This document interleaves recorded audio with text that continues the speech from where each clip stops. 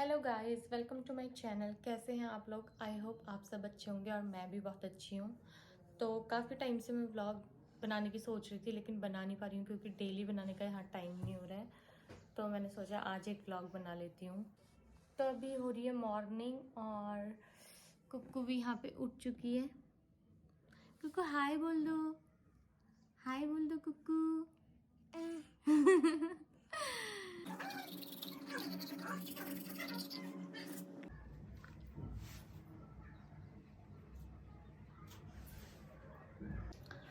तो गाइस अब ब्रेकफास्ट बना लेती हूँ, बाकी काम सारे बाद में होते रहेंगे। तो चलो ब्रेकफास्ट बनाते हैं। तो फिर ब्रेकफास्ट में मैंने बनाई यहाँ पर रोटी सब्जी। तो रोटी के साथ साथ मैंने सब्जी भी साइड पे चढ़ा दी थी गर्म करने के लिए। तो ये मैंने बनाई थी पनीर की सब्जी, और ये था होममेड पनीर, क्योंकि जो दूध बचता है उसका मैं थोड़ा पनीर भी बना देती हूँ। तो मैंने इनको नाश्ता दे दिया। उसके बाद हमने यहाँ पर थोड़ी कॉफ़ी बनाई और नाश्ता करने के बाद यहाँ पर कुक्कू खेल रही थी।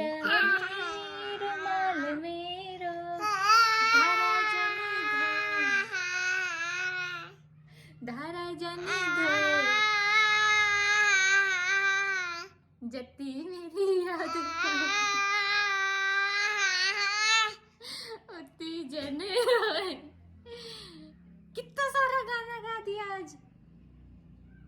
तो गाइस अभी बजी हैं 12 और कुक्कू ने ले ली है एक नींद। अरे खा पी के थोड़ा खेल के वो सो जाती।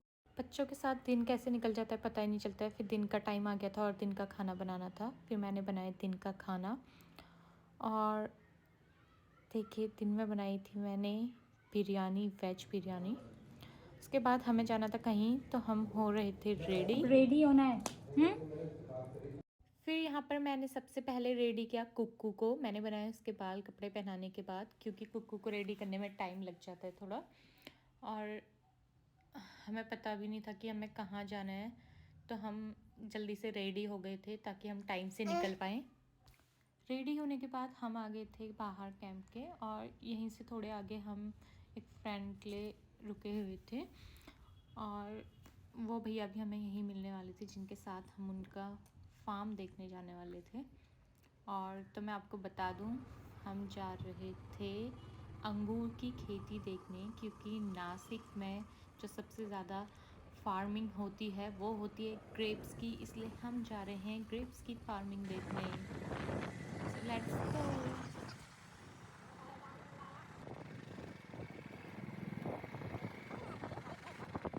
15 to 20 किलोमीटर की भी एक डिस्टेंस थी, लेकिन यहाँ के इतना सुकून मिल रहा था और बहुत ही अच्छा लग रहा था, क्योंकि ये फर्स्ट टाइम था कि ऐसा कुछ मैं देख रही थी और हमें बहुत अच्छा लग रहा था। तो हम यहाँ आए और ये सर पे भी इससे बहुत लग जा रही थी, तो थोड़ा झुक के बैठना पड़ रहा था। और अभी बहुत अच्छा फील हो रहा था, बहुत अच्छा लग रहा था। ये एकदम न्यू एक्सपीरियंस था हमारे लिए। लागत है उसको, कुछ दवाई नहीं, कुछ नहीं, जितना जितना लग गया जिसके अंगूर नहीं लगते, मतलब हाँ, जिसको अंगूर पैदा करते हैं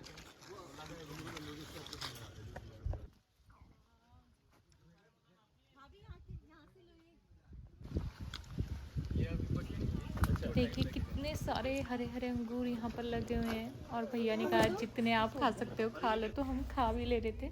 तो फिर हम नीचे साइड को आए, यहाँ पर भी बहुत सारे अंगूर लगे हुए थे। तो यहाँ पे नीचे को आए तो हमने देखा कि यहाँ पे एक बड़ा सा कुआं था पानी के लिए, और हमारे यहाँ कितने छोटे छोटे कुएं थे, यहाँ ये इतना बड़ा सा था।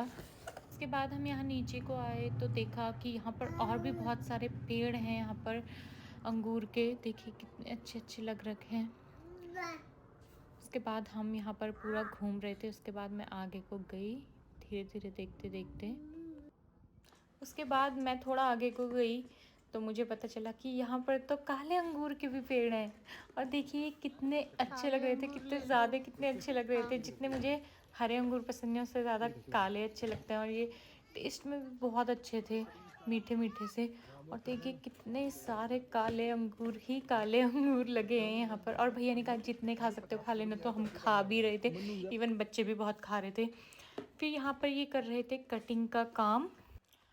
भैया ने बताया कि ये जो बेकार से इस पे अंगूर होते हैं उनको ये साइड कर देते हैं, बाकी जो कंपनी वाले होते हैं वो बाकी आके गुच्छा लेके जाते हैं।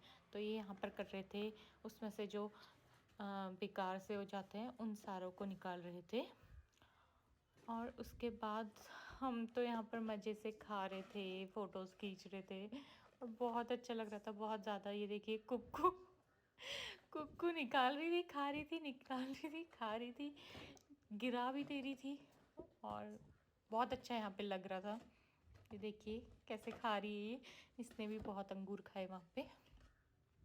उसके बाद हम ऐसे ही यहाँ फार्म में घूम रहे थे। तो हम ऑलमोस्ट फार्म पे घूम चुके थे और उसके बाद भैया ने हमें थोड़ी इन्फॉर्मेशन दी इसकी वैरायटी के बारे में। इसको शरद सीडलेस वैरायटी बोलते हैं। ये काली वैरायटी आती है। ये अभी एक्सपोर्ट के लिए दिया है हमने 70 रुपये केजी से। और अभी ये कल सुबह इसकी छटाई हो जाएगी। इसमें से ये अच्छे वाले, ये वाले जो ये लाल वाले, ये नहीं जाएंगे, ये इंडिया के लिए रहेंगे, ये एक्सपोर्ट हो जाएंगे। थॉमसन सीडलेस बोलते हैं इसको। आए हुए इंडिया में आए हुए, ये इंडिया की वैरायटी है। ये इंपोर्ट की हुई वैरायटी है शरद सीडलेस। और ये थॉमसन इंडिया की वैरायटी है। इसको आए हुए कम से कम 50-60 साल हुए और इसको अभी 20-25 साल हुए। और वो अनुष्का है लंबी वाली। फॉरेन कंट्री में नहीं लगते हैं क्या? लगते हैं यस सर। यहाँ का। तो फिर यहाँ अच्छा अंगूर की भी खाली है ना, वहाँ आरा 50 लगने वाली। यहाँ ये जो आपने देखा है ना, ये ब्लैक वाला है, वो पूरा रेड वाला आएगा।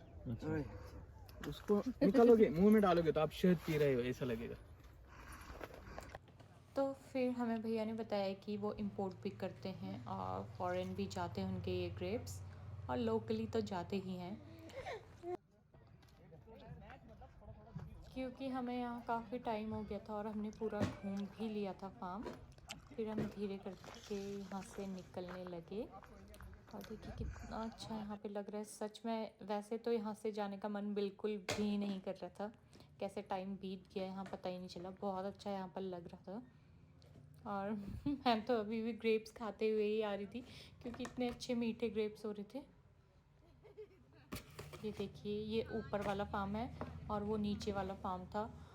बहुत बड़ा ये एरिया है और बस ग्रेप्स ही ग्रेप्स, दूर दूर तक आपको ग्रेप्स ही दिखेंगे।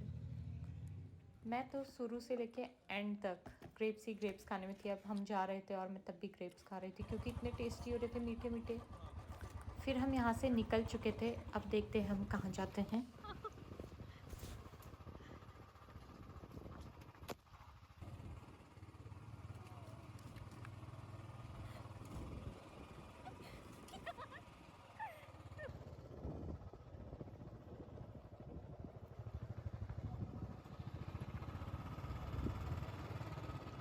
तो यहाँ का इवनिंग व्यू इतना अच्छा लग रहा था कि मन ही नहीं कर रहा था यहाँ से जाने का। मन कर रहा था बस यहीं पे रुक जाएं, लेकिन हमें तो अभी यहाँ से निकलना था। और देखिए कुक्कू भी बहुत इंजॉय कर रही थी।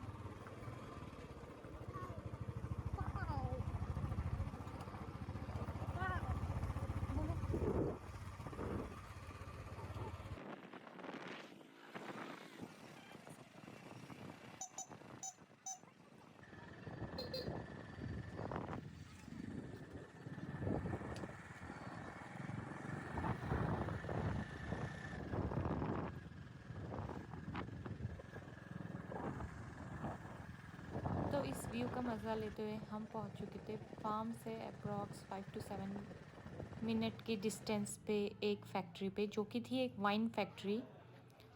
तो देखिए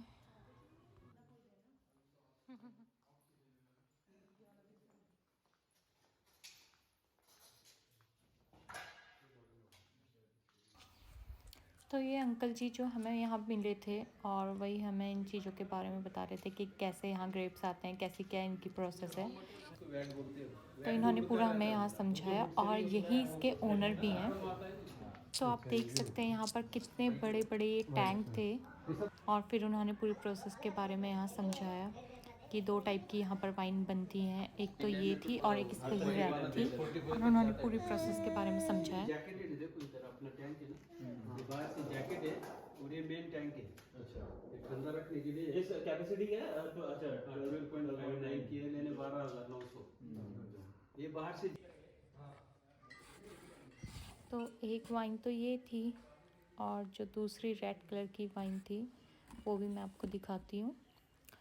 यहाँ पर सारी पैकिंग के लिए रखी हुई थी और मैं यहाँ सब देख रही थी। तो ये थी वो रेड कलर की। कहते हैं कि इनका टेस्ट बहुत अच्छा होता है।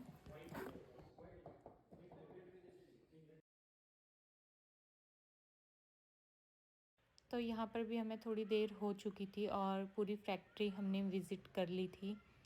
इवनिंग का टाइम हो चुका था और हम थोड़ी देर यहाँ पर रुके। सच में वैसे यहाँ पर रुक के बहुत अच्छा फील आ रहा था, क्योंकि ये एकदम न्यू एक्सपीरियंस था सब चीज़ों का। जो भी हमने देखा उसके बाद हम निकल चुके थे भैया के घर की ओर, क्योंकि हम उनके घर भी जा रहे थे। तो फिर उनके घर पहुंचने के बाद हम थोड़ी देर वहाँ पर रुके। उसके बाद उन्होंने खाना लगा दिया था और इतनी सारी चीज़ें खाने में बनाई थी। एकदम सिंपल मराठी खाना जो होता है वो यहाँ पर बना था। पहले यहाँ पर जो आदमी लोग होते हैं वो खाना खाते हैं, उसके बाद औरतें। तो सब यहाँ पर खा रहे थे। तो इन लोगों ने खाना खाया, उसके बाद हमने खाया। तो देखिए ये थी हमारी थाली और कितना सब था इसमें। उसके बाद हम खाना वाना खा के सबसे मिल के उसके बाद हम घर को आ गए थे और हम पहुंच चुके थे कैंप में।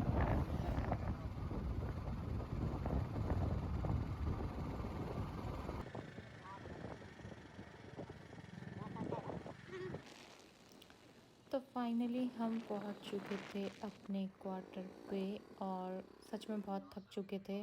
रूम पे आने के बाद देखिए ये कुक्कू बाइक में चलते हुए तो पूरी नींद निकाल लेती और फिर घर आते ही उठ गई थी। और अभी टाइम भी काफ़ी हो चुका था। तो देखिए इसको कितने मज़े आ रहे हैं। रात को बच्चे ज़्यादा एक्टिवेट हो जाते हैं। ये अभी फुल खेलने के मूड में थी।